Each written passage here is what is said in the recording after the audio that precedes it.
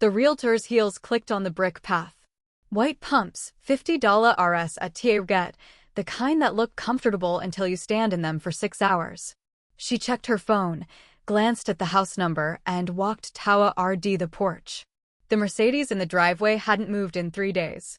I'd counted. "Mrs. Wright," she said. I opened the door.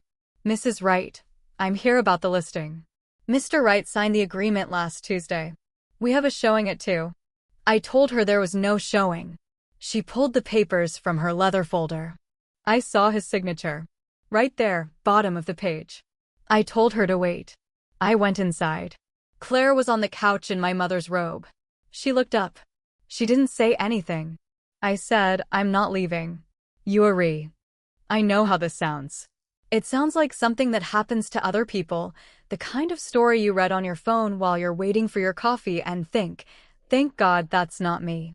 But it was me. It's me. I'm sitting here writing this because I need someone to know what actually happened. Not the version Claire will tell. Not the version Michael is already telling. What happened? I drove down to the coast on a Thursday. I'd been trying to reach Claire for 3 weeks. She wasn't answering texts, and my calls went straight to voicemail after the first ring. At first, I told myself she was busy. Her divorce was final in January, and she'd been in a strange mood since, not grateful, not angry, just hollow. I called it adjusting. I called it a phase. I called it my little sister working through something. I called it everything except what it was. I left the city at 6 in the morning. The drive takes 4 hours if you hit traffic before the bridge. I hit traffic. I sat on the 405 with my coffee going cold and watched the sun burn through the haze. I'd made this drive 100 times. My mother bought the cottage in 1992, when I was 14. She used to say it was her one good decision. She died 5 years ago and left it to me, and Michael had said, "We should sell it," and I had said, "No." That was one of the few times I'd told him no about anything. When I pulled onto the gravel driveway, I noticed the SUV first. Claire's Subaru. Then I noticed the Mercedes. I didn't recognize the Mercedes. I sat in my car for a minute, engine running, trying to figure out whose car that was and why it was parked in my driveway. My mother's azaleas were dead. The ones she'd planted along the front walk, the ones she'd asked me to water. I got out of the car. The air smelled like salt and someone's barbecue. I walked past the Mercedes to the front door. The furniture was wrong. That was what I noticed first. I'd left the cottage in August with the same furniture that had been there since 1992, my mother's walnut dining set, the blue velvet couch, the tea credenza she'd found at a flea market in Santa Barbara. The furniture in the living room when I walked in was different. A black leather sectional. A glass coffee table. A rug that looked like it came from a catalog. I stood in the doorway and thought, I must have the wrong house. Then Claire came down the hall. She was wearing my robe.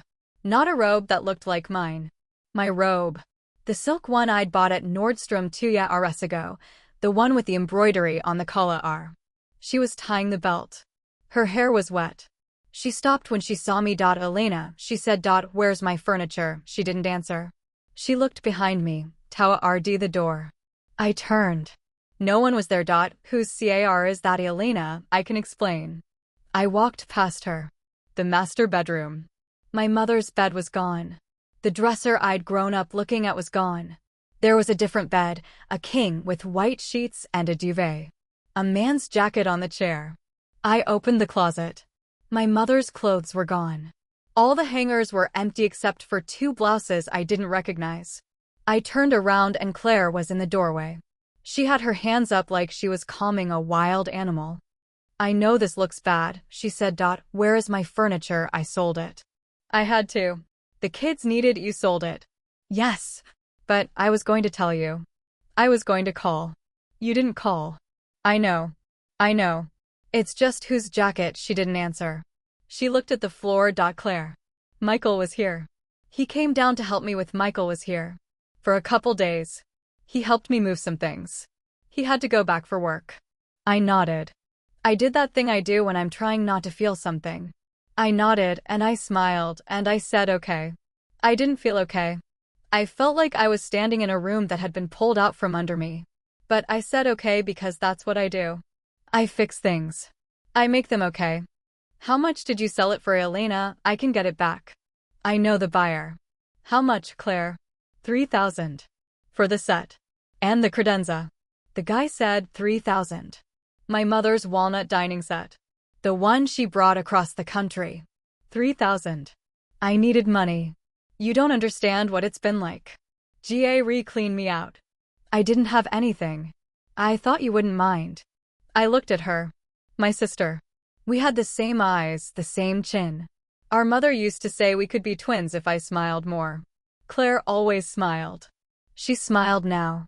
Like this was a misunderstanding she could fix with a smile. Where are the kids' school? They're in school.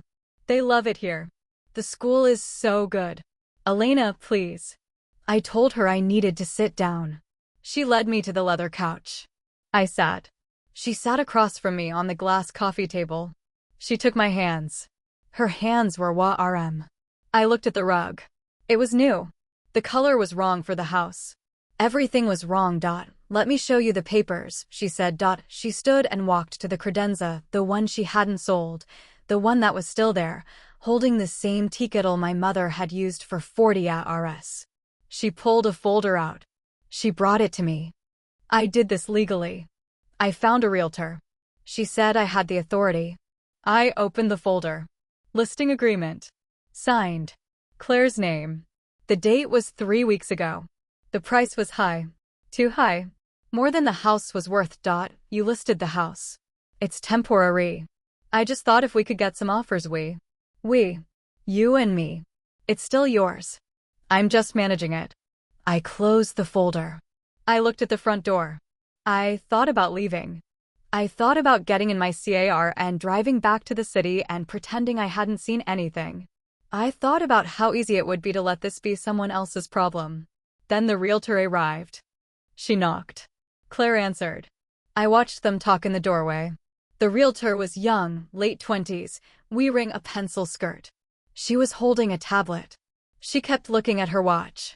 Claire was shaking her head, and the realtor was nodding, and I didn't hear the words. Then I was standing. I walked to the door. I pushed past Claire. Mrs. Wright, the realtor said. That's me. I'm so sorry. I didn't realize, Mrs. Wright, I have a showing booked for 2 o'clock.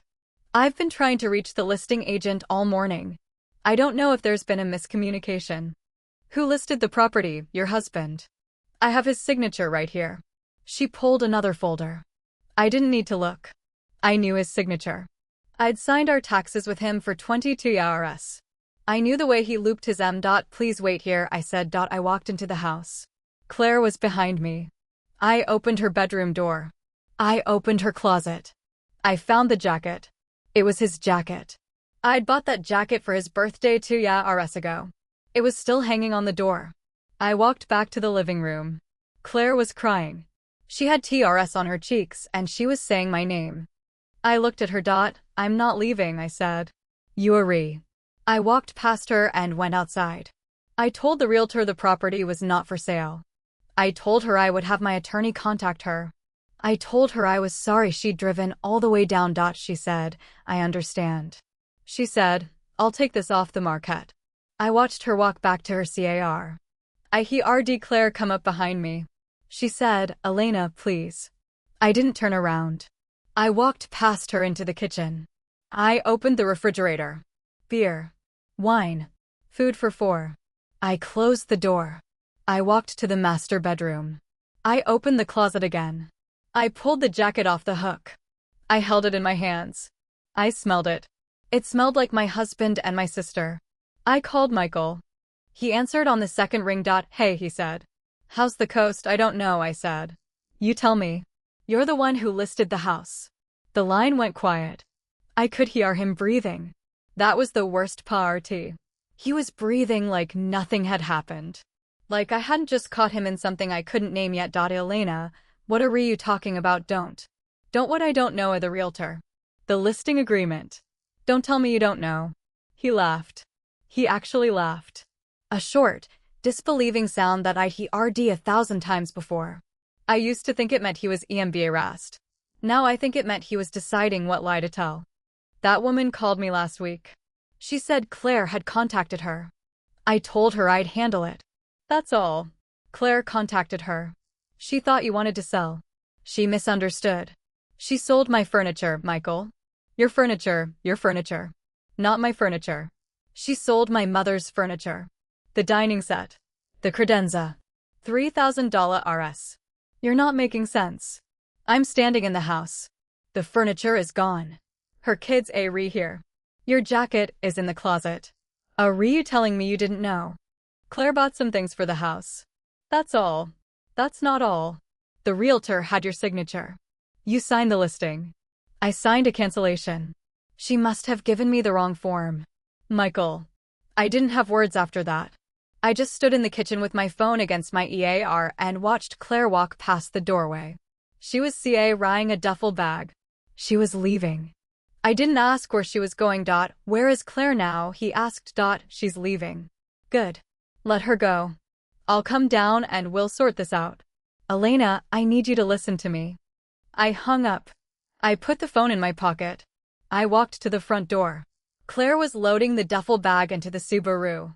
Her face was blotchy. She didn't look at me. Where are you going? Friends. I need to get the kids from school. Don't take the kids out of school. They stay. She turned. They're my children. They're in school. They need stability. You don't get to uproot them because you got caught. Got caught, Elena. You're acting like I did something. You moved into my house. You sold my furniture. You had my husband here. What did you do? She opened her mouth. Closed it. Got in the car. She drove away without another word. I watched the Subaru disappear down the gravel road. Then I went inside and sat on the leather couch. The one that wasn't mine. I sat there for an hour. 2 hours. I watched the light change on the walls. I thought about my mother. She bought this house when I was 14, and I remember asking her why she wanted a house we'd only visit twice a year. She said, because there should always be a place you can go to think. I sat in that place and I couldn't think. My mind was white noise. I called a locksmith. He came at 4. He changed the locks and gave me 3 keys. I put one in my purse, one in the kitchen drawer, and one in the vase on the mantel. That's where my mother kept hers. Then I walked through the house and tried to figure out what was gone. The dining set. The credenza. My mother's bed and dresser. 3 end tables. A floor lamp. The blue couch. All the kitchen appliances that were from the 80s, the ones I'd planned to keep forever. The sewing machine. The old iron. The canvas prints of the beach. Claire had left the tea kettle. She'd left the rug under the dining table, the Persian one my mother had shipped from New York. She'd left the curtains. She'd left my mother's Bible in the nightstand. I took the Bible. I sat on the edge of the bed that wasn't mine and opened it. My mother had underlined passages. I'd never noticed that before. She underlined the one about faith being the substance of things hoped for. I thought about what I hoped for. I hoped I was wrong. I called the police at 7. A deputy came out. His name was Deputy Walker, and he was young enough that I could have been his mother. He took notes on a small pad. He asked me what was missing. I gave him the list. He asked me how much it was worth. I had to guess. I guessed 15,000. It was probably more. He asked me if I knew who took it. My sister. And you have proof. I have a realtor. I have a listing agreement. I have a text from my sister saying she needed money. He wrote something down. He asked me if I wanted to press charges. I don't know yet. Take your time, ma'am. He gave me a CA road. He told me to call if I had more information. He told me to secure the property. I told him I had. He left. I sat in the house alone for the rest of the night. I didn't eat. I didn't sleep. I sat in the dark and watched the porch light flicker. I drove back to the city the next morning. I left the house locked. I took the vase key with me. The drive was 4 hours. I didn't listen to anything. I just drove. When I got home, I parked in the garage and sat in the car for 15 minutes. Michael's car wasn't there. He was supposed to be in town. His car was usually in the garage by Friday morning. I went inside. The house was clean. He'd made the bed. He'd left a note on the counter. Gone to the office. Call me. I threw the note in the trash. I walked to the office. Our office. The one we saw read for 20 hours, with 2 desks and a filing cabinet. I sat at his desk. I opened the top drawer. Pens. Sticky notes. A stapler. I opened the second drawer. Files. Tax returns. Something else. A phone. A burner phone. The kind you buy at the drugstore with cash. I opened it. No contacts. No text history. But the call log showed one number. I didn't recognize it. I wrote it down. I closed the drawer. I put the phone back exactly where I'd found it. I spent the day going through everything. Our joint account. Our savings. Our investments. I logged into the banking app on my phone and looked at the balance. It was lower than it should have been.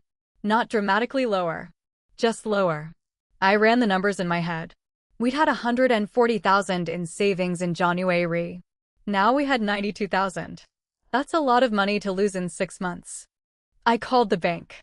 I told them I was Elena Wright. I asked for the transaction history. The woman on the phone said, "That account was closed 3 days ago, ma'am." I asked her to repeat it. She did. I asked her how it was closed. She said the joint account holder requested closure. I asked her who the joint account holder was. She said my husband. I hung up. I sat on the floor of my office. I was shaking. I called back. I asked for a different account. The savings account under my mother's name. The one I'd opened for the vacation home. That one was still open. The balance was $53,000. That was the money from the cottage. The money I'd inherited. At least that was still there. I called Michael's office. His assistant answered. I asked when he'd be in. She said he was out of town. I asked where. She said he'd taken a few personal days. I asked if she knew where he was staying. She said she didn't. Did he say when he'd be back? Tuesday, Mrs. Wright. He said Tuesday. I thanked her and hung up. I called the number from the burner phone. It rang 4 times. Then a voicemail picked up. A woman's voice. It said, "You've reached Claire. Leave a message." I hung up. I sat with the phone in my hand. I wanted to call back. I wanted to scream into the machine. I wanted to ask her how long. How long had this been going on? How long had she been wearing my robe and sleeping in my husband's jacket? I didn't call. I put the phone on the desk. I read at it. I thought about what Deputy Walker had said. Take your time. I thought about the lawyer I'd never needed. I thought about all the IRS I'd given Michael. All the IRS I'd convinced myself that love meant not asking questions. That if I didn't ask, I wouldn't have to know. That knowing was the worst thing. I was wrong. Not knowing was worse. I went to the kitchen. I poured a glass of wine. I drank it standing at the counter. I poured another. I took it to the living room and sat on the couch. Our couch. The one I'd picked out. The one Michael had said was too expensive. I sat there and thought about what I was going to do. I remembered something my mother said to me after my father left. She said, "He didn't leave because of you. He left because of who he was." I'd never understood that until now. Michael didn't betray me because I wasn't enough. He betrayed me because he was someone who could. That was the whole explanation. That was everything. I woke up on the couch at 3 in the morning. The wine glass was empty. My phone was on the floor. I picked it up. No messages. No calls. I checked the banking app again. The savings account was still there. The $53,000 was still there. The joint account was gone. I read at the zero balance and felt something shift in my chest. Something hard in. I called my attorney at 9 the next morning. His name is Richa Rodchin. He's been my attorney for 10 years. He handles my contracts. He knows my mother's will. He doesn't know Michael. Richa RD, I need you to do something for me. Anything. I need you to freeze my assets. The ones I inherited. I need you to make sure my husband can't touch them. He was quiet for a moment. Is this a divorce situation? Not yet. But it's going to be. Tell me what you know. I told him. I told him about the cottage. The furniture. The listing agreement. The account. The burner phone. I didn't tell him about Claire. Not yet. I didn't have the words. I told him I needed time. I needed to gather proof. I needed to know what I was dealing with. Elena, I'm going to be direct with you. You need to start documenting everything. Every conversation. Every text. Every transaction. The more evidence you have, the stronger your position. I understand. Take screenshots. Save emails. If he calls you, record the call. California is a 2PA Rudy consent state, so don't record without telling him. But you can take notes. Detailed notes. Okay. One more thing. Don't tell him you're doing this. Don't tell him anything until you're ready. Okay. I hung up and started making a list. Everything Michael had ever told me about his finances. Every investment. Every account. Every retirement fund. I knew a lot of it. I'd signed the taxes. I'd seen the documents.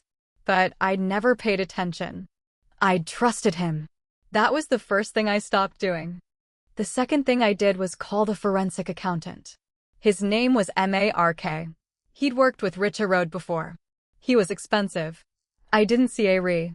I told him I needed a full audit of Michael's accounts. I told him to look for offshore accounts. Hidden income. Anything that didn't add up. He said he'd get back to me in a week. I spent the rest of the weekend going through Michael's things. His closet. His dresser. His nightstand. I found receipts. Hotel receipts. 4 of them. All from the coast. All dated in the last 6 months. All with the same hotel. He'd been going down there. He'd been telling me he was traveling for work. He'd been seeing Claire. I took photos of everything. I organized them in a folder on my phone. I wasn't crying. I thought I would be. I thought I'd fall apart. But I didn't. I just kept going. That was the strange part. I was more practical than I'd ever been. I was cold. I was efficient. I was something I didn't recognize. On Monday, he came home. I heard the garage door open at 6 in the evening. I was in the living room. I had a glass of wine. I had the burner phone in my pocket. He walked in. He looked tired. He was wearing a suit I didn't recognize. He had a bag. He set it by the door. Elena. Michael. Can we talk about what Claire? The house. I want to explain. I gestured to the chair across from me. He sat. He leaned 4-way road. He looked like he was going to say something important. I waited. I watched him build his case. She's been having a hard time. The divorce. The kids. She needed help. Help. Yes. I was helping her. I didn't tell you because I didn't want to worry you. Worry me. Elena, please. I know you're angry. You have every right to be. But I need you to understand. Nothing happened. Nothing happened. Nothing. I was just helping her. Then why did you close the account? He stopped. He didn't say anything. He just looked at me. That was the moment. That was the moment I knew. He hadn't prepared for this. He'd prepared for the furniture. He'd prepared for the house. He hadn't prepared for the money. Which account? The joint savings account. The one with $140,000 RS in it. The one you closed 3 days ago. I can explain that. Then explain. He opened his mouth. Closed it. He looked at his hands. You're paranoid. This is exactly what I told them you'd become. I didn't say anything. I let the words hang in the air between us. That's what he wanted. He wanted me to react. To get loud. To prove him right. I'd learned that about him in 22 years. When he couldn't win an argument, he changed the argument. I was paranoid. I was unstable. I was exactly what he'd told them I'd become. To them who? What are them? You said you told them. Who are they? He stood up. He walked to the window. He stood with his back to me like he was thinking. I knew that posture. I'd seen it 1,000 times. It was his thinking posture. It was also his stalling posture. Colleagues. Friends. People who've noticed you've been different lately. Different how, Elena, you work too much. You don't sleep. You don't eat. You've been distant. I've been worried about you. You've been worried. Yes. That's why I was helping Claire. I thought maybe if you had some space, you thought you'd take my house and my money. I thought you needed a break. Claire needed help. It wasn't about taking anything from you. It was about what, Michael, say it. Say what it was about. He turned around. His face was calm. That was the thing about Michael. He could be calm in any situation. He could be calm while lying to your face. He could be calm while taking everything you had. He could be calm while you fell apart about helping my family. Your family. Yes, Claire is family. Her kids' Ari family. I thought if I could get them settled, you'd see it was for the best. I never said no to helping Claire. I said yes. I said yes to everything. I said she could stay in my house. I said she could take her time. I said whatever she needed. And you and she. There's no me and she. He said it too fast. He said it the way people say things they've practiced. He heard him practice lies before. He practiced them in the car. He practiced them in the shower. He practiced them until he believed them himself. Then why is your jacket in her closet? That's not your jacket. The one I bought you. Hanging on her bedroom door. Do you want me to describe it? Brown leather.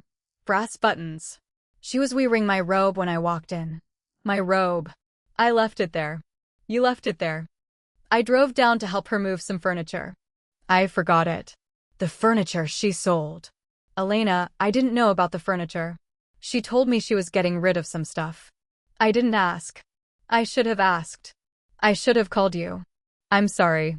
He said I'm sorry the way people say I'm fine. Automatic. Empty. I looked at him, and I thought about all the times he'd said that to me. I'm sorry I'm late. I'm sorry I forgot. I'm sorry you feel that way. I'm sorry. Or where did you go this weekend? Work. Your assistant said you took personal days. Personal days. I needed some time. I was stressed about you. About me. About your mental state. I stood up. I walked to the kitchen. I poured a glass of water. I didn't drink it. I put it on the counter and walked back. He was still standing by the window. He hadn't moved. He was waiting for me to do something. To show my hand. Michael, I want you to tell me the truth.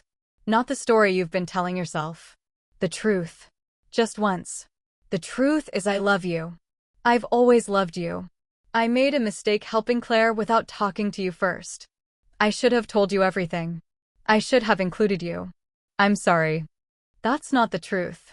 Elena, the truth is you closed our account. The truth is you signed a listing agreement for my house. The truth is you've been going to the coast for months and you didn't tell me. That's what I know. So tell me what I don't know. He was quiet. That was his other trick. When he couldn't lie, he got quiet. He let you fill the space. He let you imagine the worst so he could deny it later. Tell me, I said. I don't know what you think happened. Then tell me what happened. There's nothing to tell. I went to the bedroom. I opened my closet. I pulled out his phone charger. I brought it to him. Plug this in. What are your phone? Plug it in. I want to see something. My phone is dead. Plug it in. He stood there. He didn't move. His phone was in his pocket. I could see the shape of it through his trousers. He put his hand over it. Elena, this is ridiculous. Ridiculous. You're acting like I'm hiding something. You are re-hiding something. You're hiding your phone. I'm not hiding anything. Then give it to me. He didn't. He just stood there with his hand over his pocket. I watched his face. I watched the calm start to crack. It was small. Just a flicker. Just a second where he wasn't sure what to say. That was enough. That told me more than any confession. Michael, give me your phone. No. Give me your phone or I'll call Richa Rodchin and I'll have him freeze every asset we have until you do. You can't do that. Watch me. I took out my phone. Route dialing. He stepped four-way road. He put his hand on my wrist. It wasn't hot road. Just pressure. Just enough to stop me. Don't. Then give me the phone. He pulled it out. He handed it to me. I took it. I unlocked it. He didn't use a passcode. He'd never used a passcode. He thought being open meant he had nothing to hide. I opened his messages. He deleted everything. His call log was empty. His email was empty. But his photos weren't. I scrolled through them. There he was. Smiling. In a restaurant I didn't recognize. Claire was next to him. She was wearing a dress I'd never seen. In the next picture, they were on a boat. In the next one, they were in a hotel room. His arm around her. Her head on his shoulder. I scrolled back. 10 photos. 20. 50. They were all the same. Two people who looked like they were in love. Michael. He didn't say anything. When Elena, let me explain. When did this start after the divorce? After Gary left. She needed someone. She needed you. I didn't mean for it to happen. It just happened. It just happened. Yes. You moved her into my house. You sold my furniture. You took our money. And it just happened. Elena, please to Yaris. The photos go back to Yaris. She was still married. She was still with Gary. You were with me. And you were with her. He didn't deny it. He couldn't. The photos were right there. I handed the phone back to him. You can have this back. I don't need it. I have everything I need. Everything, everything. You told me who you are. Elena, please. Let's sit down. Let's talk this through. We can fix this. There's nothing to fix. There is. There has to be. I walked to the front door. I opened it. I stood there looking at him. You need to leave. I need to leave, yes. This is my house. This is my house. I own it. You live in it. And right now, I want you to leave. He didn't argue. He didn't fight. He just walked to the bedroom and route packing a bag. I watched him. I watched him fold his shirts. I watched him put his toiletries in a case. I watched him zip the bag and stand in the middle of the room. He looked lost. That was the part that surprised me. He looked like a man who'd lost something. I'm going to stay with a friend, he said. Good. I'll call you tomorrow. Don't. Elena, don't call. Don't text. Don't come back until I tell you. This isn't how, this is how it is. You don't get to control the ending. You don't get to decide when it's over. I decide. He walked to the door. He paused. He looked like he was going to say something. He didn't. He walked out. I closed the door behind him. I locked it. I stood with my hand on the lock and listened to a start. I listened to it drive away. I didn't move until I couldn't hear it anymore. Then I called Claire. She answered on the third ring. Hello, Claire. Elena. I can't talk right now. The kid's Michael just left. He's not coming back. I want to know what you knew. I want to know when at route. I want to know everything. I don't know what you're talking about. Don't lie to me. I have photos. I have hotel receipts. I have a burner phone. I know everything. She was quiet. Then I heard her breathing change. That's the thing about silence. It tells you more than words. How long? I asked. Elena, I never meant to hurt you. Answer the question. 2 years. It route after Gary left. Michael was helping me with the legal stuff. The legal stuff. He was there. He was kind. I was alone. I didn't mean for it to happen. You didn't mean for it to happen. No. I swear. You sold my furniture. The furniture was, you sold my mother's furniture. I needed money. The kids needed, you needed money. You had my husband. You had my house. You had everything. And you sold my mother's furniture for $3,000. I can pay you back. I can. When did you stop being my sister? She didn't answer. She just breathed. I could hear her breathing. I could hear her crying. I didn't see Claire answer me. When did you stop being my sister? It wasn't like that. Michael said what he said. You didn't see He said you'd never notice. He said you were too busy with work to pay attention. He said that. Elena, I was in a bad place. I wasn't thinking straight. I made a mistake. I made so many mistakes. But I love you. You're my sister. Please don't. I hung up. I put the phone on the counter. I sat in the kitchen. I looked at the counter. At the glass of water I hadn't drunk. At the empty wine bottle from the night before. At the calendar on the wall. It was still on May. It was September. I hadn't changed it. I stood up. I walked to the office. I sat at Michael's desk. I opened the drawer. The burner phone was still there. I took it. I opened it. I looked at the call log.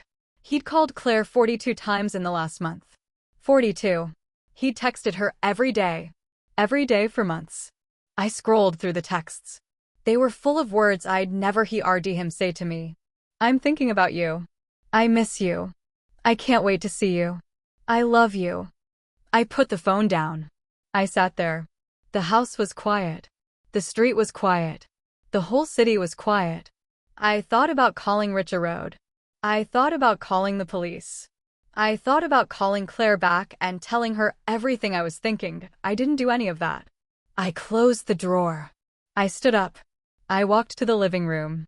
I sat on the couch and I didn't move. I sat there until the sun came up. Until the light filled the room. Until I could see the dust in the air. Then I got up and made coffee. I drank it standing at the counter. I looked at my reflection in the window. I looked tired. I looked old. I looked like someone who'd just found out her whole life was a story she'd been telling herself. I set the mug down. I went to the bedroom. I opened the closet. I pulled out Michael's clothes. I put them in GA beige bags. I didn't fold them. I didn't sort them. I just filled the bags. I took them to the GA Rage. I left them there. I didn't know what I was going to do with them. I just knew I didn't want them in my house. Then I sat down at the kitchen table. I opened my laptop. I wrote making a list. Everything I knew. Everything I suspected. Everything I needed to prove. The first thing I wrote was forensic accountant. The second thing was real estate lawyer. The third thing was divorce attorney. I looked at the list. I felt nothing. That was the part I didn't expect. I thought I'd feel sad. I thought I'd feel broken. I felt empty. Like someone had SCP'd out everything inside me and left just the shell. I sat there and I thought about my mother. I thought about what she'd say. She'd say, better an empty house than a haunted one. I closed the laptop. I went to the bathroom. I looked in the mirror. I looked at myself. I said, "You're going to be okay." I didn't believe it. But I said it anyway. I said it until I stopped shaking. Then I went back to the kitchen and I waited for Mark, the forensic accountant, to call. Mark called on Wednesday. He didn't sound like I expected. He sounded young, maybe 30, with a voice like he'd been drinking coffee all day. He said he had preliminary findings. He said I might want to sit down. I was already sitting. I've gone through the accounts you provided, he said. I also pulled public records and cross-referenced with business filings. There are a few things you need to know. I took notes. I didn't know why. I was taking notes like I was in a meeting. Like this was a project at work. That's how I got through it. I treated it like a problem to solve. First, the joint savings account. Your husband closed it on September 2nd. The balance was $142,000. The funds were transferred to a new account under a different name. That account is not held jointly with you. It's held jointly with someone else. Someone else. A Claire Morrison. Your sister. I wrote her name. I underlined it twice. The account was opened 6 months ago. The initial deposit was $50,000. Since then, there have been regular deposits from your husband's personal account. Total transfers to date, $187,000. $187,000. Yes.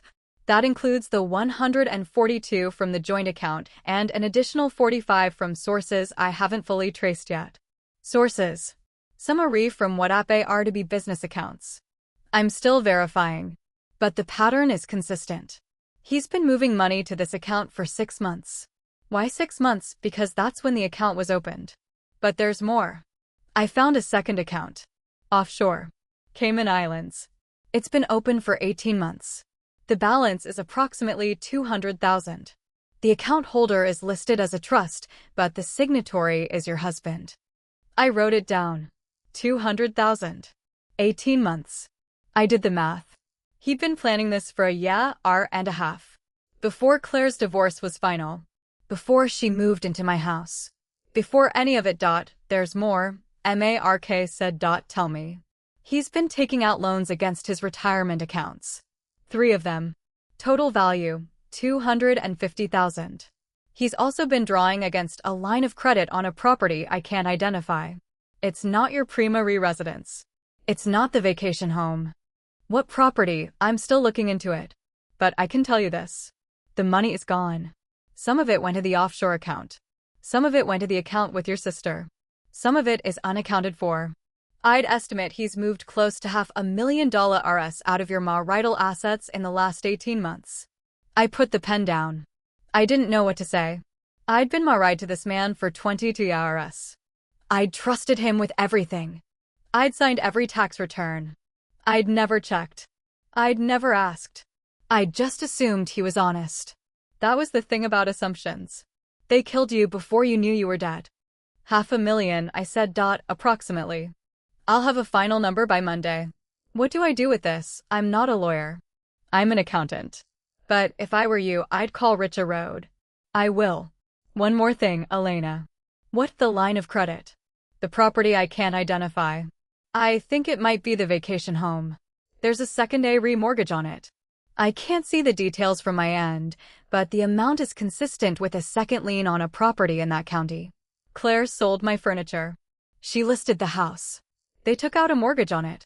It looks that way. I thanked him. I hung up. I sat in my kitchen and looked at the notes in front of me. $500,000 RS. A secret account. A secret property. A secret life. I'd been living with a stranger for 22 years, and I didn't even know it. He'd looked at me across the table. He'd held my hand. He'd said, I love you. And all the time he'd been moving our money into his sister-in-law's account. I called Richa Road. I have MAR case report. I said, send it to me. I'm sending it now. Elena, I need to ask you something. What do you want out of this? I thought about it. I thought about all the things I could say. I could say I wanted revenge. I could say I wanted him to suffer. I could say I wanted him to lose everything the way he'd made me lose everything. I want the house, I said. The vacation house. I want my money back. And I want him out. That's it. I don't want to fight. I don't want to destroy him. I want what's mine and I want him gone. Understood. I'll start drafting the petition. I hung up. I sat there. I thought about what he'd asked. What do you want? It was a simple question. It was the hardest question I'd ever been asked. Because I'd never really thought about what I wanted. I'd thought about what Michael wanted. What Claire wanted. What my mother wanted. What everyone else wanted. I'd never asked myself. I route walking through the house. My house. The one I'd bought with my money. The one I'd furnished with my choices. The one where I'd made dinner and cleaned and slept and dreamed. I walked from room to room. I opened closets. I looked at bookshelves. I touched the walls. I was saying goodbye. I didn't know why. I just felt like I should. I went to the bedroom. I opened Michael's closet. The one I'd emptied. I looked at the empty hangers. I looked at the shelf where he'd kept his sweaters. I thought about all the years we'd shared that closet. All the mornings we'd gotten dressed side by side. All the evenings we'd hung our clothes in the same space. It was gone. He was gone. I was alone. I sat on the edge of the bed. I looked at my hands. They were shaking. I put them in my lap. I waited for them to stop. They didn't. I called Claire again. She answered on the second ring. What do you want? I want you to tell me the truth. I already did. No. You told me some things. You told me what you thought would make me stop asking. Now I want you to tell me everything. I can't do this right now. Yes, you can. You can do it right now.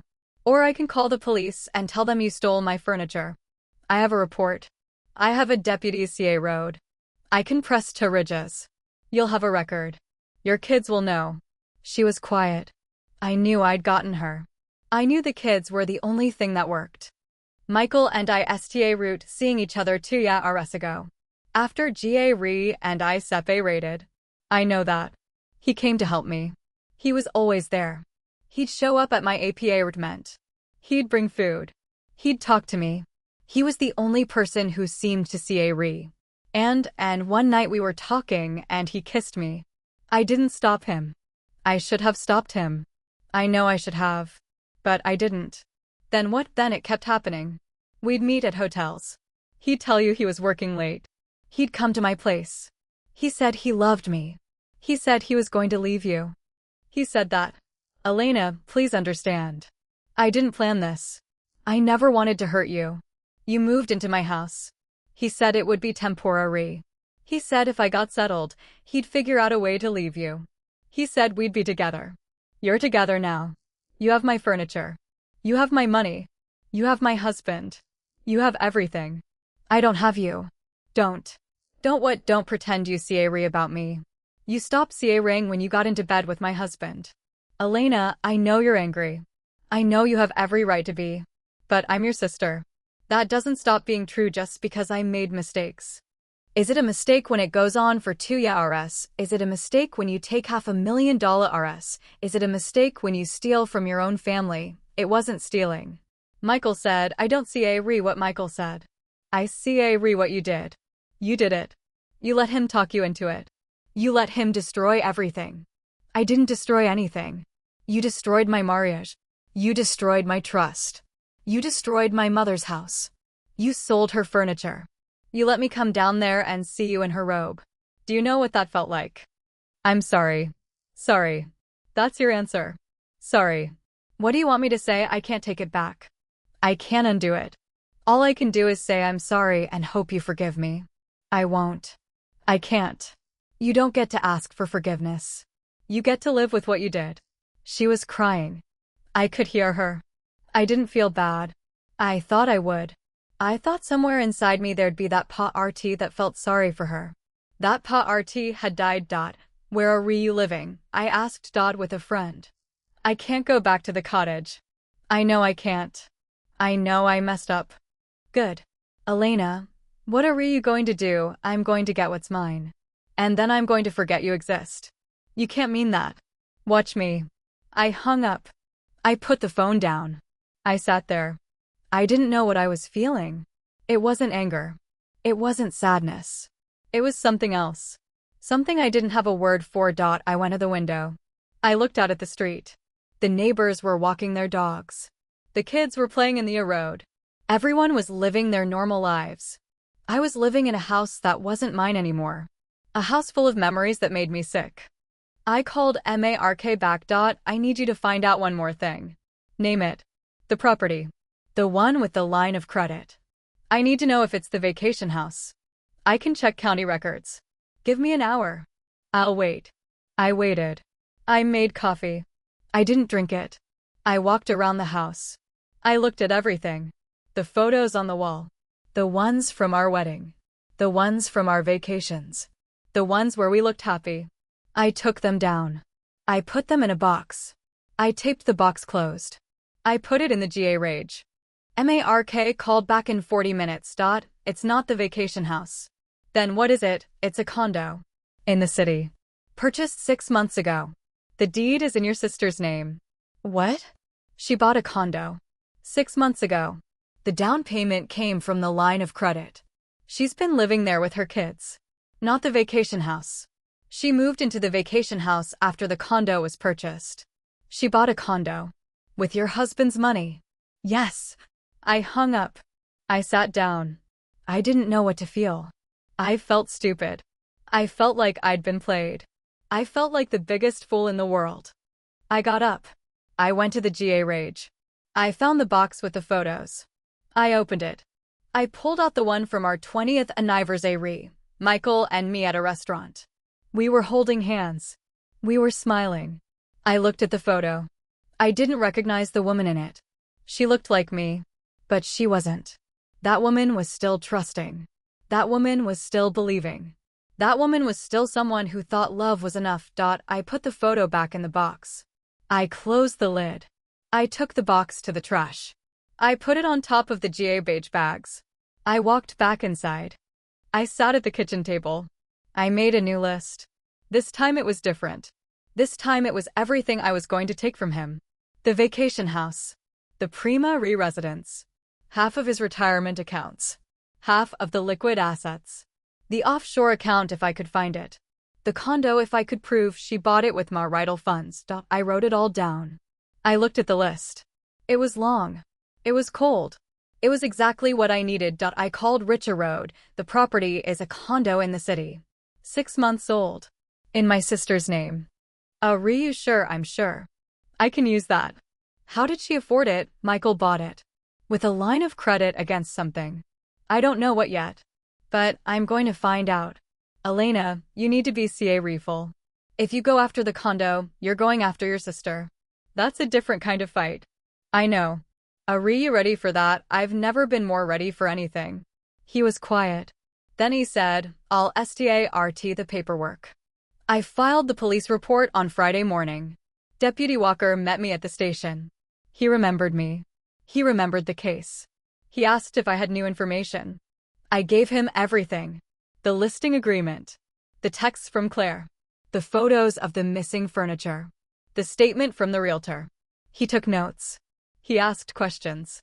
He said he'd four-way RD it to the DA's office. He said it would take time. I told him I had time. I drove to the vacation house after that.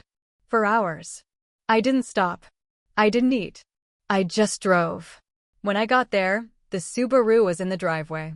Claire was there. I thought about turning around. I thought about leaving and coming back when she was gone. I didn't. I parked behind her car. I walked to the front door. She answered before I knocked. She looked like she'd been waiting. Her eyes were red. Her hair was a mess. She was wearing jeans and a t-shirt. No robe. That was something. Elena. Claire. What are you doing here? I'm here to take my house back. Your house? Yes. My house. My mother's house. The one you tried to sell. I didn't try to sell it. I listed it. That's different. Different. Yes. I was just trying to get offers. I wasn't going to sell it without telling you. You sold my furniture without telling me. That's different too. How? She didn't answer. She just stood there with her arms crossed. I walked past her. I walked through the house.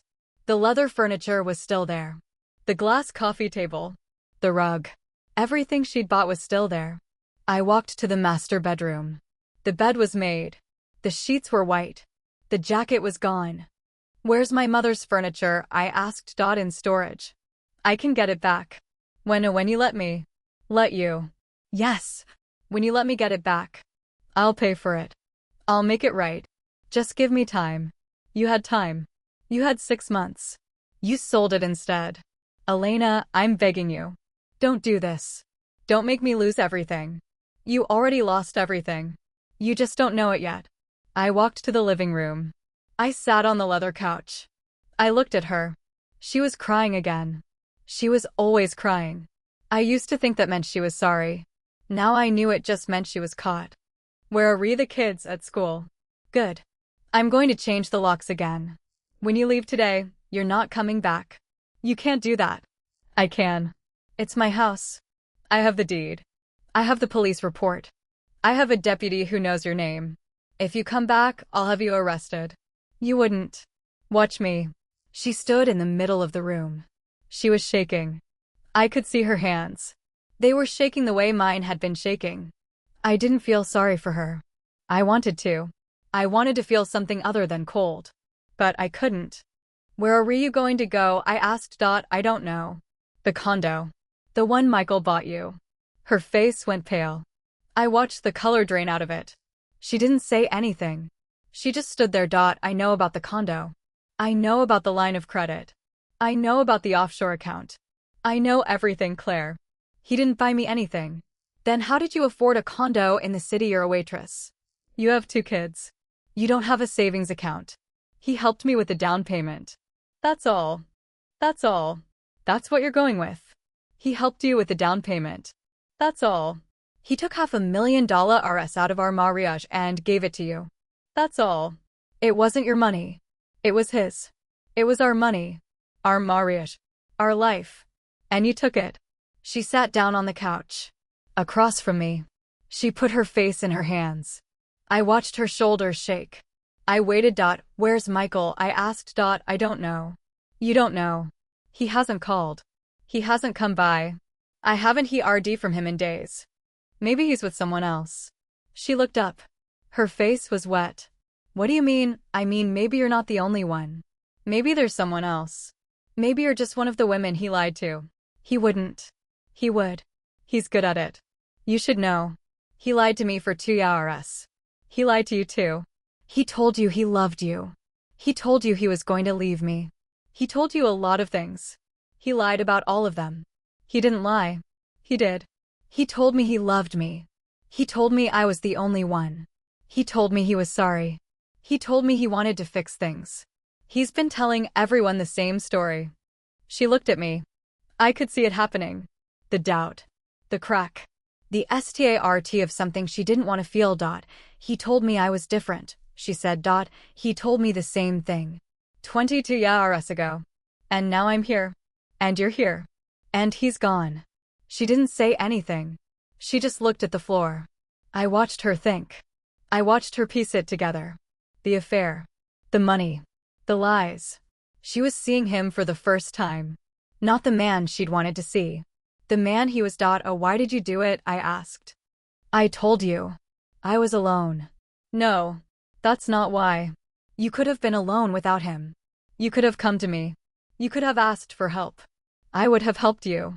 I always helped you. But you didn't ask. You took. I didn't know how to ask. Yes, you did. You've asked me 100 times. For money. For a place to stay. For everything. You knew how to ask. You just didn't want to. Because you would have said no. I've never said no to you. Not to my face. But you would have said no in other ways. You would have made me feel like a burden. You would have made me feel small. I never made you feel small. You didn't have to. You were always the one who had everything. The house. The husband. The job. The money. I was always the one who needed help. I was always the one who was falling apart. You were always the one who was fine. That's not true. Elena, you were always fine. You've always been fine. You never needed anyone. You never needed anything. And I was always the one who needed. The one who couldn't make it on her own. The one who was always in crisis. So you took my husband. I didn't take him. He came to me. He wanted to be with me. He wanted to take care of me. He wanted to give me the things you never gave me. What things? I don't know. Attention. Time. The feeling that someone saw me. The feeling that I mattered. You think Michael made you matter at the time? Yes. He made me feel like I mattered. Like I wasn't just your little sister. Like I was someone. You were always someone. You were my sister. That's not nothing. It felt like nothing. She was crying again. I didn't say anything. I just watched her. I didn't feel angry anymore. I didn't feel sad. I felt something worse. I felt tired. I felt tired of her. Tired of her excuses. Tired of her TRS. Tired of everything she made me feel. Claire, I'm going to ask you one more time. When did you stop being my sister? She looked at me. For a second, I thought she was going to answer. For a second, I thought she was going to tell me the truth. Then she looked away. I never stopped being your sister, she said. I just wanted something for myself. I stood up. I walked to the door. I opened it. Leave your keys on the counter. I'm going to change the locks. I'm not going to have you arrested. I'm not going to press charges for the furniture. I'm going to let you walk out of here with your kids and your things. But you're never coming back. You're never calling me. You're never asking me for anything again. Elena, please no. You don't get to say please. You don't get to ask for anything. You had everything. You had my house. You had my husband. You had my money. You had my trust. You gave all of it up. For nothing. It wasn't nothing. It was. It was nothing. Because he doesn't love you. He never loved you. He was using you. The same way he used me. The same way he uses everyone. How do you know? Because I know him. I knew him for 22 years. I thought I knew him. I thought he was a good man. I thought he loved me. I was wrong. But I know this. He doesn't love you. He loves himself. And whatever you gave him, it was never going to be enough. She stood up. She walked to the bedroom. She came back with a duffel bag. She left her keys on the counter. She walked past me. She walked to the car. She opened the door. She stopped. I'm sorry, she said. Sorry isn't enough. I know. I know it isn't. But I'm sorry anyway. For everything. For all of it.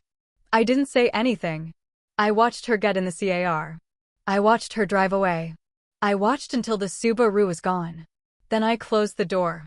I changed the locks. I called a locksmith and I changed them again. I took the new keys and put one in the vase on the mantel. My mother's spot. I walked through the house. I opened closets. I looked in drawers. I found Claire's things. Clothes. Jewelry. Pictures of her kids. I put them in a box. I took the box to the garage. I didn't know what to do with it. I left it there. I sat on the leather couch. The one she'd bought. The one that wasn't mine.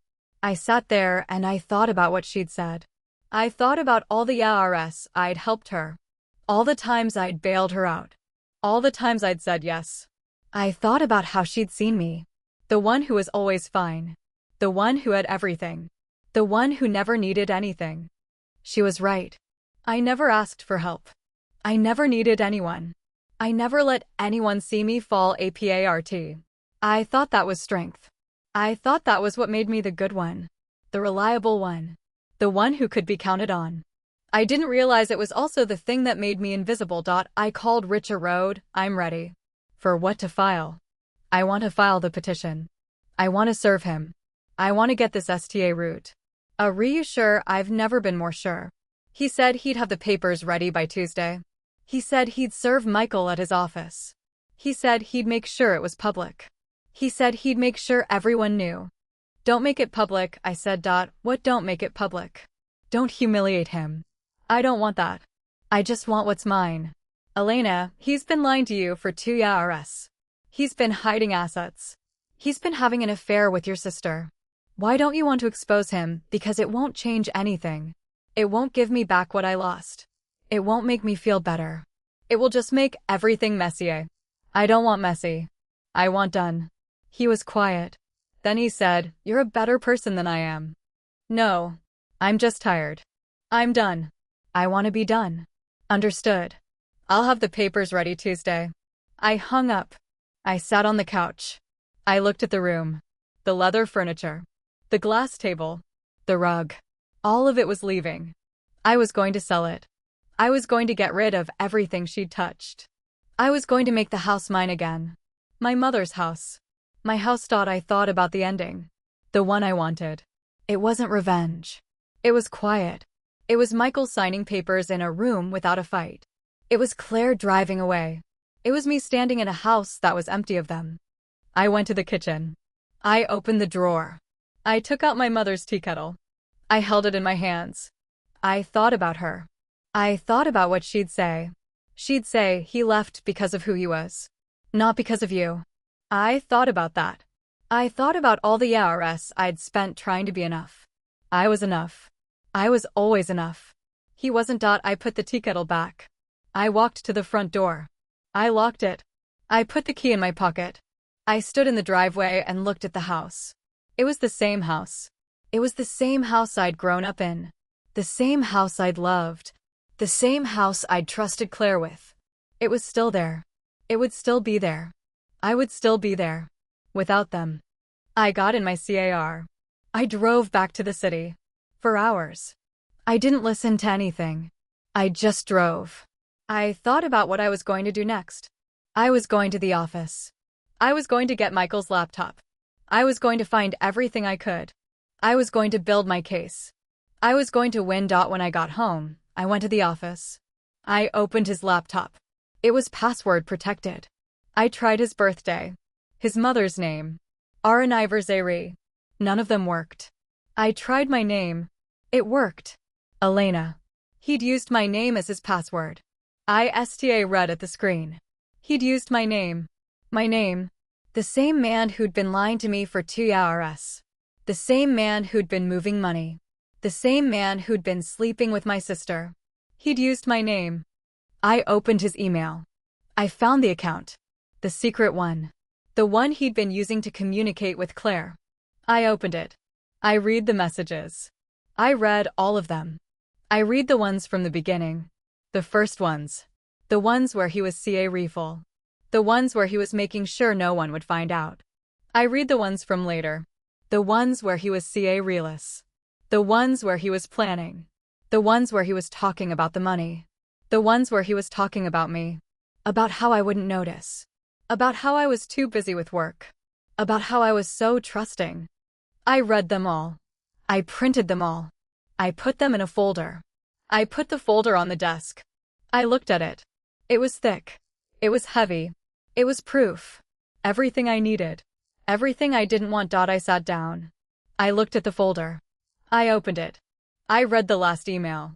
The one from last week. The one where Michael told Claire not to worry. He said he would fix everything. He said they would be fine. He said they would be together. He said I'd never know. I closed the folder. I put it in my bag. I stood up. I walked to the living room. I sat in the dark. I waited for morning. The attorney asked what I wanted. I said, everything he thinks he took. The papers were served on Tuesday at 11 in the morning. Richa Ardy's process server went to Michael's office. He walked in during a partner meeting. That wasn't my plan. Richa Rhodes said it was the only time he could be sure Michael would be there. I didn't ask questions. I didn't want to know the details. I just wanted it done. Michael called me at 12:30. I was at the kitchen table with a cup of tea that had gone cold. I let it ring. I watched the screen light up. His name. The same name I'd had in my phone for 22 hours. I let it go to voicemail. He called again at 1. I let it ring. He called at 2. I let it ring. He called at 3. I picked up. Elena. Michael.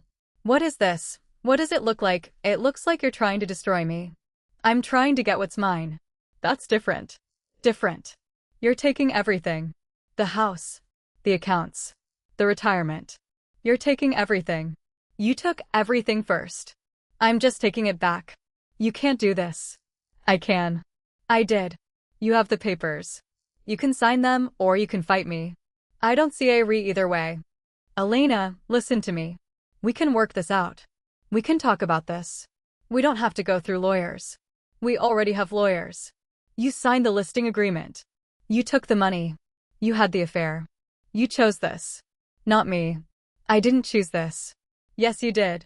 You chose to lie. You chose to cheat. You chose to steal. You chose her.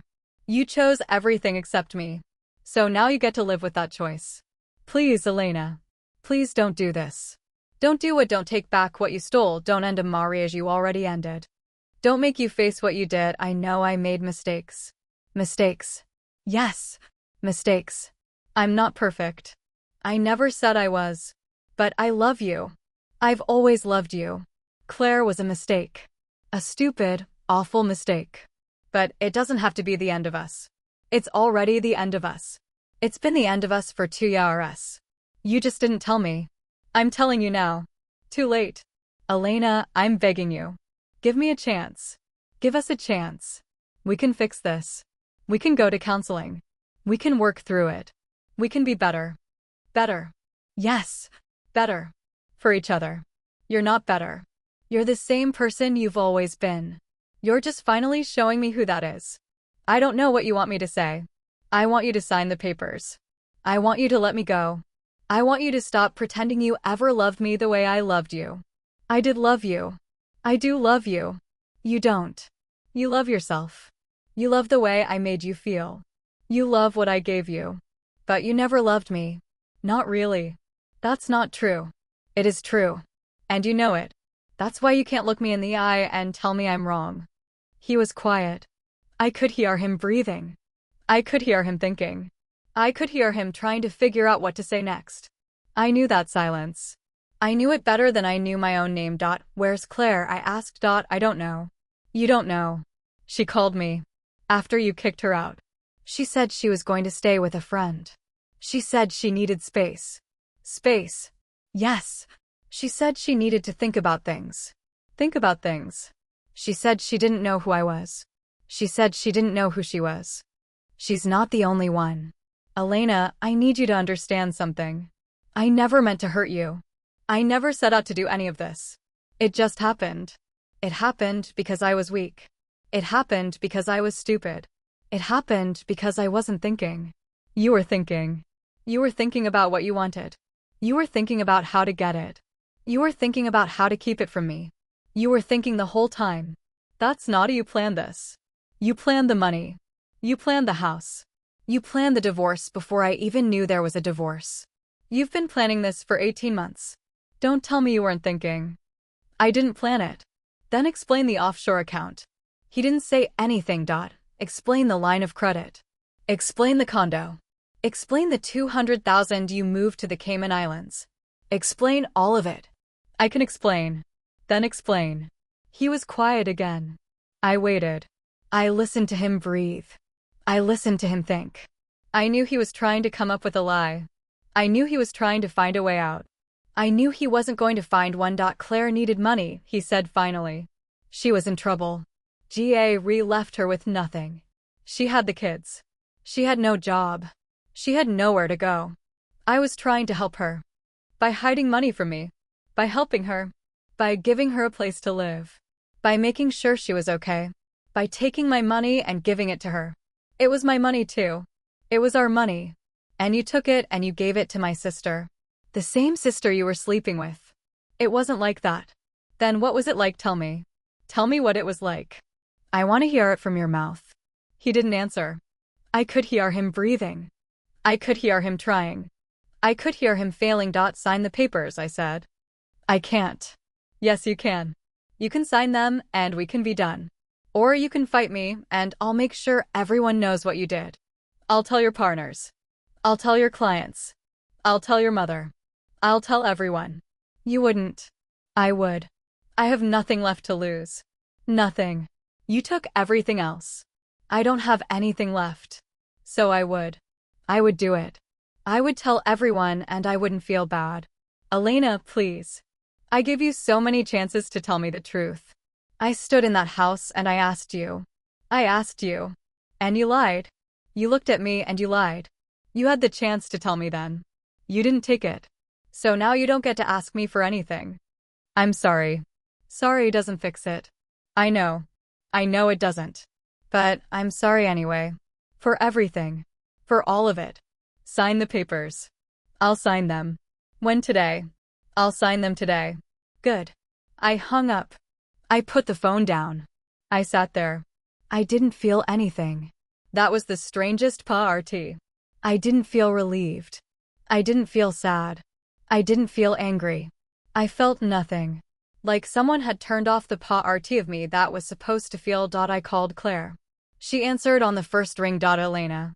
He signed the papers. He signed them. He said he would. I don't know if he will. But he said he would. That's good. That's really good. It's what I wanted. I know. I know you wanted this. Did I want this? Yes. Did you want him? She was quiet. I could hear her breathing. I could hear her thinking. I don't know, she said. I thought I did. I thought I loved him. But I don't know anymore. He used you. I know. He used you the same way he used me. He took what he wanted and he threw us away. I know. You knew he was my ride. I knew. You knew he was my husband. I knew. And you did it anyway. Yes. Why, I told you. I wanted something for myself. You could have had something else. Something that wasn't mine. I didn't want something else. I wanted what you had. I always wanted what you had. Why? Because you had everything. You always had everything. The house. The husband. The money. The life. You had it all and I had nothing. I was always the one who needed help. I was always the one who was falling apart. You were always the one who was fine. I wasn't fine. You seemed fine. I wasn't. I was just good at pretending. So was I. We were both quiet. I could hear her crying. I could hear myself breathing. I didn't know what to say. I didn't know what I wanted to say. Where are you? I asked. The condo. I came back. I didn't know where else to go. The kids with you, they're at school. They don't know what's happening. I haven't told them anything. Good. Don't tell them. They don't need to know. I won't. Claire. When did you stop being my sister? I told you.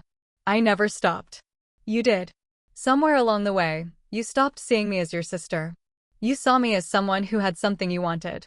That's not the same. I know. I know it's not. Can you tell me when? I don't know. I don't think there was a single moment. I think it happened slowly. Over time. I root to resent you. I root to feel like you didn't see me. Like you didn't see about me. Like you were too busy with your life to notice mine. That's not true. It felt true. I know it wasn't. But it felt true. I didn't know you felt that way. I never told you. I didn't know how. I didn't want to be the one who was always complaining. I didn't want to be the burden. You were never a burden. I was. I always was. I was the one who needed help. I was the one who couldn't make it on her own. I was the one who was always in crisis. And you were always there. You always helped me. And I hated you for it. Claire. I know. I know it doesn't make sense. But I hated you for being the good one. For being the one who had it together. For being the one who didn't need anything. I wanted to be you. And when I couldn't be you, I wanted to take what you had. You took my husband. I know. I know I did. Why him? Because he was there. Because he paid attention to me. Because he made me feel like I was someone. Not just your little sister. Not just the one who needed help. Someone. He was using you. I know that now. I didn't know it then.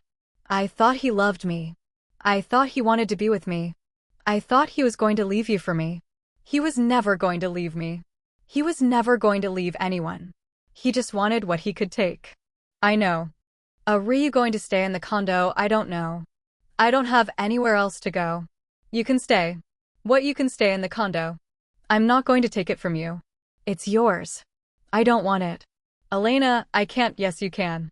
You can stay. You can live there. You can keep it. I don't see a about the condo. I don't see a about the money. I just want to be done. I don't deserve this. I know you don't. But I'm not doing it for you. I'm doing it for me. I'm doing it so I can move on. So I can stop thinking about you. So I can stop being angry. So I can stop feeling anything. Elena, just take it. Take the condo. Take whatever he gave you. And don't call me again. I can't just. Yes, you can. You can. You've done a lot of things you thought you couldn't do. This is one more. This is the last thing you're ever going to do for me. Take what you have and leave me alone. Elena, please. You can't mean that. I do mean it. I mean every word of it. I loved you. I trusted you. I gave you everything. And you took it all. You didn't leave me anything. Not even my sister. I'm sorry. Don't be sorry. Be gone. I hung up. I put the phone down. I sat at the kitchen table.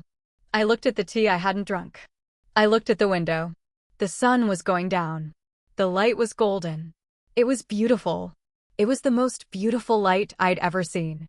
It was the kind of light that made you think things were going to be okay. I thought about Michael signing the papers. I thought about Claire in the condo. I thought about the vacation house. I thought about my mother. I thought about all the ARS I'd given to everyone else. All the ARS I'd spent trying to make things okay for everyone but myself. I thought about how tired I was. I got up. I walked to the bedroom. I looked at the closet. Michael's clothes were still in the garage. I'd left them there. I didn't know what to do with them. I didn't see I'd sell them. I'd donate them. I'd burn them. It didn't matter. I sat on the edge of the bed. I looked at my hands. They were still. They weren't shaking anymore. That was something. That was progress. I took a deep breath. I let it out. I did it again. I counted to 10. I counted to 20. I counted until I wasn't thinking about anything. I called Richard Road. He's going to sign the papers. Are you sure? He said he would. I don't know if I believe him. But he said he would. I'll have my office follow up tomorrow. If he doesn't sign, we'll file a motion to compel. Good. Do that. Elena, are you okay? I don't know. I think so. I think I'm going to be okay. You are. It's going to take time. But you're going to be okay. I know. One more thing. The vacation house. The deed. I need you to send me the original. It's in the safe. At the house. I'll get it tomorrow. Good. I want to make sure everything is in order before the hearing. Thank you, Richard Road. For everything. Don't thank me yet. We're not done. I know. But thank you anyway. I hung up. I put the phone on the nightstand. I lay down on the bed. I read at the ceiling. I thought about tomorrow. I thought about the hearing. I thought about the house. I thought about my mother. I thought about everything that had happened and everything that was going to happen. Claire left. I sat in the dark and waited for Michael to call. He didn't. He didn't call that night. He didn't call the next day. I didn't expect him to. I'd told him not to. I told him to leave me alone. I'd meant every word. But there was still a part of me that listened for the phone. A part of me that checked the screen. A part of me that still hoped he would prove me wrong. He didn't. I went to the vacation house on Thursday. 4 hours in the car. I listened to the radio this time. I sang along to songs I didn't know. I didn't think about Michael. I didn't think about Claire. I thought about my mother. I thought about the first time she'd brought me to this house. I was 14. She'd just bought it. She was so proud. She showed me every room. She told me about the plans she had. She told me I could come here whenever I wanted. She told me it would always be mine. The locksmith had done his work. The key in the vase still turned. I walked through the front door. The leather couch was gone. The glass table was gone. The rug was gone. Claire had taken everything. She'd cleaned the house out. The only thing left was the tea kettle. It was on the counter. She'd left it. That was something. I walked through the rooms. The master bedroom was empty. The bed was gone. The dresser was gone. The white sheets were gone. There was nothing. Just empty floors and empty closets.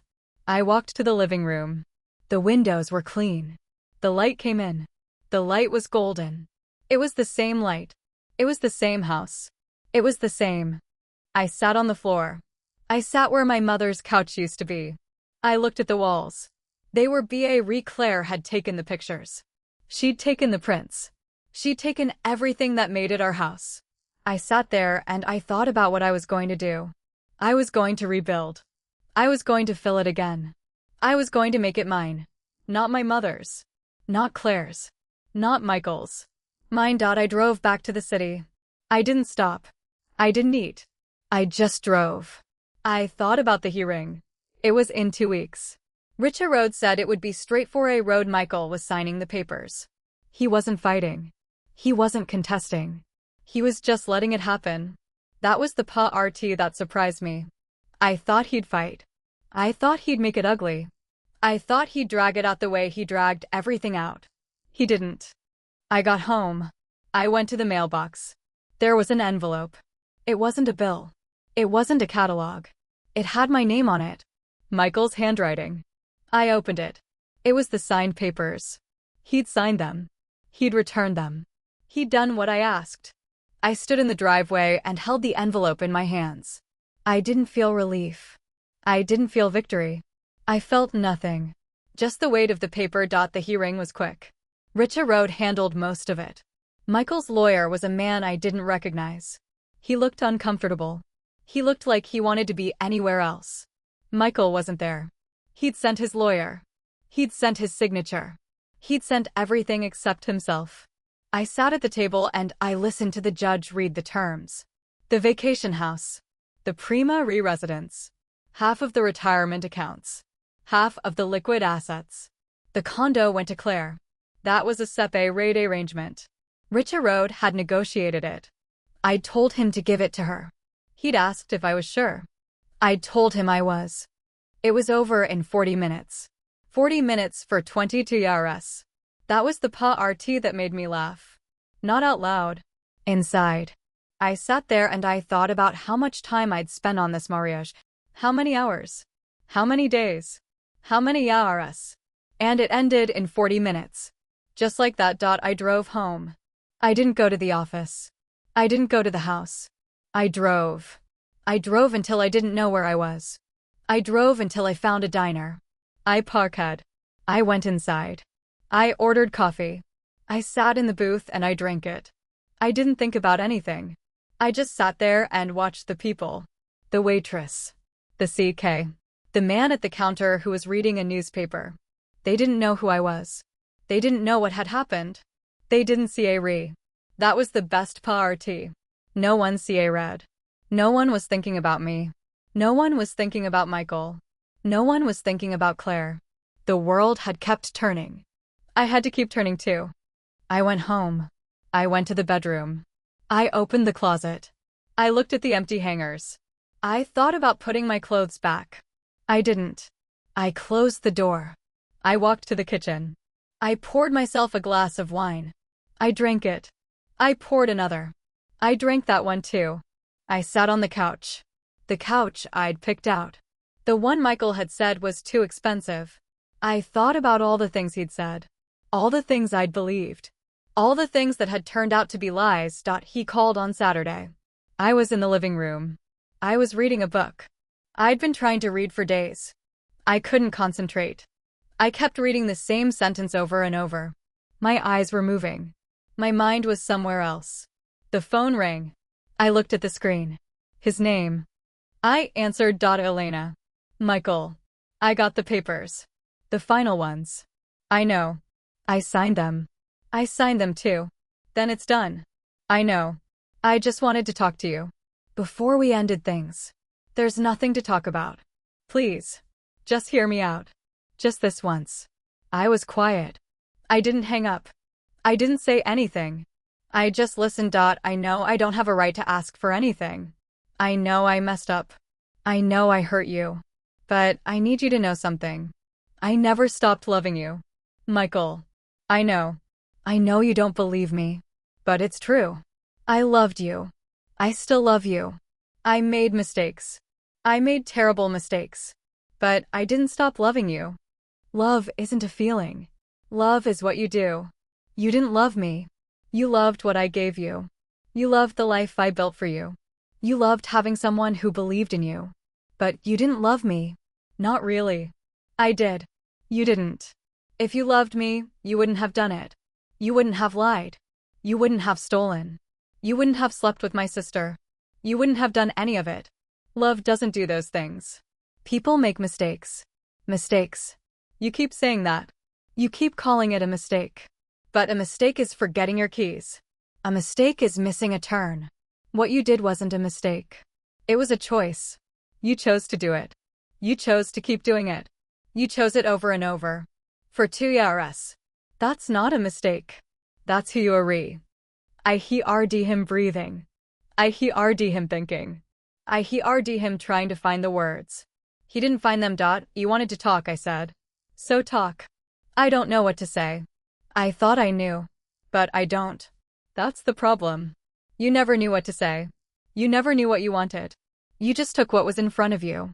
And when you got bored, you took something else. That's not fair. It's not fair. What's not fair is that I gave you 22 years. I gave you everything. I trusted you. I believed in you. I built a life with you. And you threw it away. You threw it away for my sister. You threw it away for money. You threw it away because you wanted something different. Because you wanted something that wasn't me. I didn't want something different. I wanted something more. More. You wanted more. More than I could give you. More than anyone could give you. Because you're never satisfied. You're never happy with what you have. You always want what you don't have. And when you get it, you want something else. You're not capable of being content. That's not true. It is true. And you know it. That's why you couldn't stay married to me. Because I wasn't enough. I was never enough. And I was never going to be enough. Not because of who I am. Because of who you are. I'm not a bad person. I didn't say you were bad. I said you're broken. There's a difference. You can be a good person and still be broken. You can be a good person and still hurt everyone around you. That's what you did. You hurt me. You hurt Claire. You hurt everyone who ever loved you. I didn't mean to. I know you didn't. That's the worst part. You never mean to. You just do it anyway. You just keep doing it. Because you can't stop. Because you don't know how. He was quiet. I could hear him breathing. I could hear him trying to process what I'd said. I didn't need him to agree.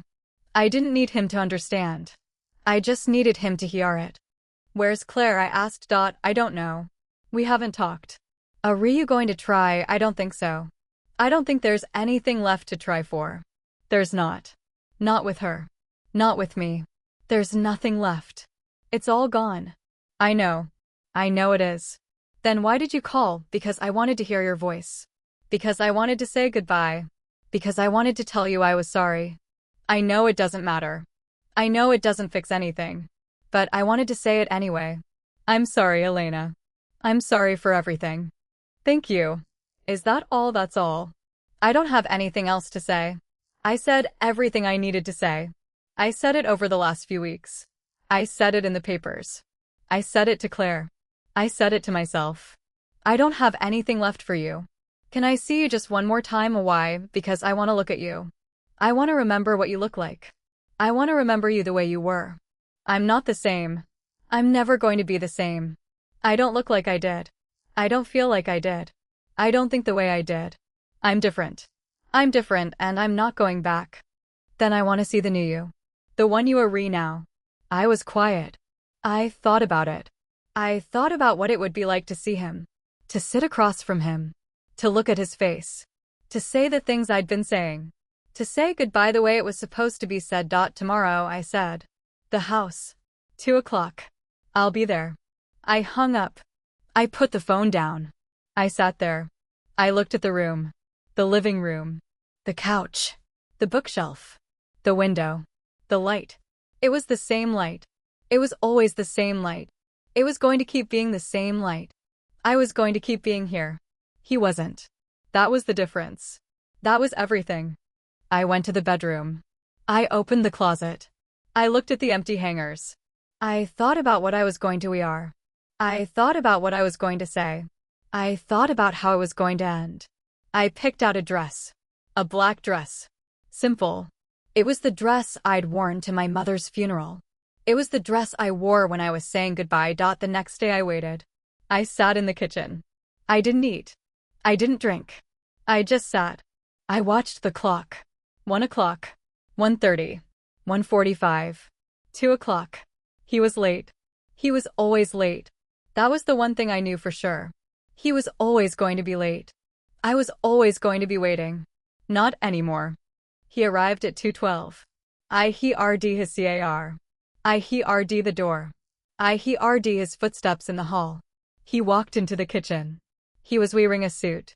He looked tired. He looked old. He looked like he hadn't slept. I stood up. I looked at him. I didn't say anything. I just looked at Elena. Michael. He sat down.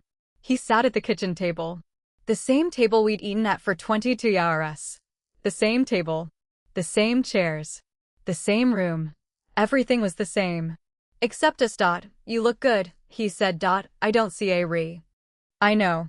I just wanted to say it. Don't. Don't say things that don't matter. They matter to me. They shouldn't. Nothing you say to me matters. Not anymore. He was quiet. He looked at his hands. He looked at the table. He looked everywhere except my face. I watched him. I watched him try to find the words. He didn't find them. Where are you staying? I asked. A hotel. I found a place. It's temporary. What about the house? I'm going to sell it. I don't need it. I don't want it. I don't want any of it. Good. Elena, I know I said this before, but I need you to hear it. I love you. I've always loved you. I know it doesn't make sense. I know it doesn't make any of this right. But it's true. It's the only true thing I've ever said. No, that's not true. That's the worst lie you've ever told. What you don't love me? You've never loved me. You love the idea of me. You love what I represented. But you don't love me. You don't even know me. I know you. You know the person you wanted me to be. The person who was always there. The person who fixed everything. The person who never complained. But you never saw me. Not once. Elena, I'm not finished. He stopped. He sat back. He looked at me. For the first time, he was quiet. He was listening. He was hearing me. I'm not going to be that person anymore. I'm not going to be the one who fixes everything. I'm not going to be the one who's always fine. I'm not going to be the one who never needs anything. I'm done being that. I'm done being what you needed me to be. I never asked you to be anything. Yes, you did. Every day. Every day for 22 years. You asked me to be the one who didn't ask questions. The one who didn't need anything. The one who was always there. And I was all of those things. I was everything you wanted. And it wasn't enough. It was enough. No, it wasn't. If it was enough, you would have stayed. You would have been faithful. You would have been honest. You would have been everything you promised to be. But you weren't. Because I wasn't enough. And I'm finally okay with that. You're okay with it, not okay. But I'm done pretending it's my fault. I'm done believing I wasn't enough. I was more than enough. I was everything. And you still left. You still chose her. You still chose the money. You still chose yourself. That's not my fault. That's yours. He didn't say anything. He just looked at me. I could see it in his eyes. The realization. The understanding. He saw me. For the first time, he actually saw me. I'm sorry, he said. I know you are Ree. But I don't need your sorry. I don't need anything from you. I just need you to leave. I'm leaving. I'm going to leave. I'm going to sign everything. I'm going to give you everything you want. I'm going to let you go. Good. That's what I want. I know. And Claire, what are you going to do about her? I don't know. I don't know what she wants. I don't know what I want. It doesn't matter. It doesn't matter what you want. It doesn't matter what she wants. You two are redone. Whatever you had, it's over. It was never real. It was never going to be real. It was just two people who were using each other. That's not true. It is true. You used her because she was easy. She used you because you had money. That's all it was. That's all it ever was. I loved her. You loved what she gave you. The same thing I gave you. The attention. The affection. The feeling of being wanted. That's what you love. Not us. Not me. Not Claire. Just the feeling of being wanted. He was quiet. I could see it. I could see him thinking. I could see him trying to understand. I didn't need him to understand. I didn't need him to agree. I just needed him to hear. I'm going to sign the papers, he said. Everything. The house. The vacation house. The retirement. Everything. I know. I'm going to leave. I'm going to go somewhere else. I'm going to start over. Do whatever you want. I don't see a Ree. I know you don't. I stood up. I walked to the cabinet.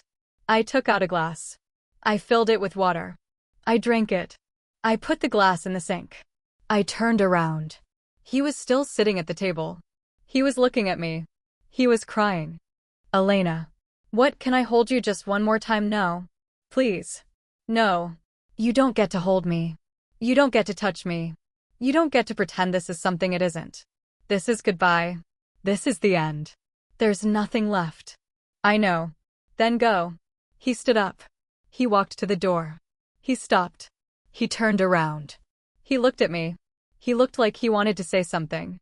He didn't say it. Goodbye, Elena. Goodbye, Michael. He left. I heard the door close. I heard his cart. I heard him drive away. I stood in the kitchen. I looked at the table. I looked at the chair where he'd been sitting. I looked at the glass in the sink. I looked at everything. Everything was the same. Everything was different. I was different. I walked to the living room. I sat on the couch. I sat there for a long time. I didn't think about him. I didn't think about Claire. I thought about my mother. I thought about the house. I thought about the vacation house. I thought about all the places I was going to go. All the things I was going to do. All the people I was going to be. I stood up. I walked to the front door. I opened it. I stepped outside. The sun was setting. The light was golden. It was the same light. It was the same sky. It was the same street. It was the same world. I was still in it. I was still breathing. I was still here. I walked out the front door. I didn't look back. I didn't need to.